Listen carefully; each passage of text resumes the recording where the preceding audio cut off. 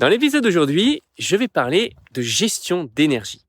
Comment, en tant qu'entrepreneur, gérer son énergie, être capable de remplir son réservoir d'énergie, quel type d'activité personnellement je fais. Voilà, je vais vous partager un petit peu ma vision de la gestion d'énergie.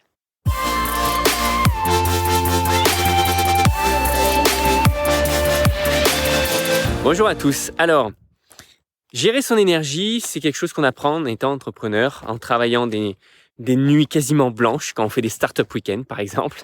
Et c'est quelque chose qu'on apprend un petit peu à ses dépens et qu'à un moment donné, quand on est fatigué, quand on a des maux de dos, quand on peut avoir, tout un tas de choses physiques. Je parle d'énergie physique, ou alors simplement besoin de dormir plus que d'habitude. Eh bien, c'est souvent parce qu'il y a un manque d'équilibre entre différentes choses. Alors, l'énergie, elle vient de différents aspects. Alors, encore une fois, je ne suis pas un scientifique, je vous partage essentiellement mon ressenti.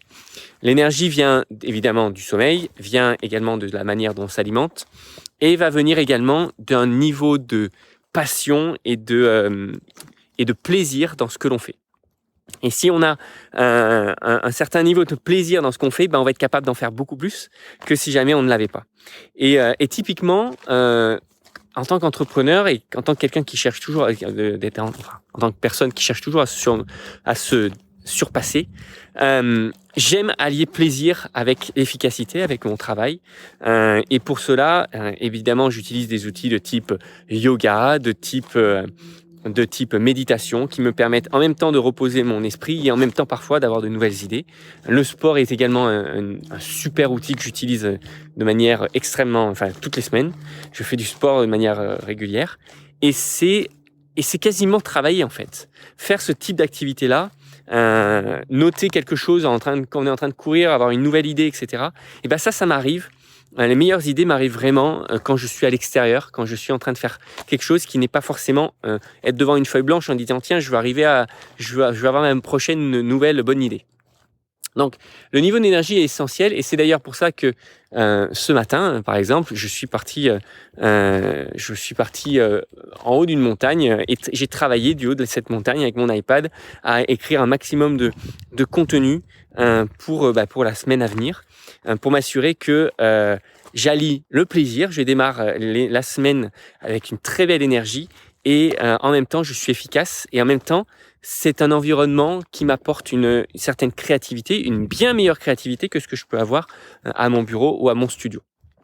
Donc, si vous êtes entrepreneur, si vous travaillez votre niveau d'énergie, rappelez-vous toujours, évidemment, c'est essentiel de bien manger, c'est essentiel de bien dormir. Et pour ça, il y a d'autres techniques, peut-être que j'en reparlerai à l'occasion.